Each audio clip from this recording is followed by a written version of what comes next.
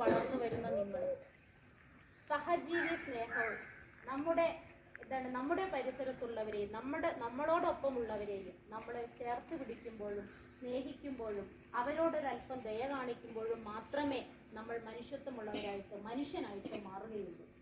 ഇനി വളർന്നു വരുന്ന ഈ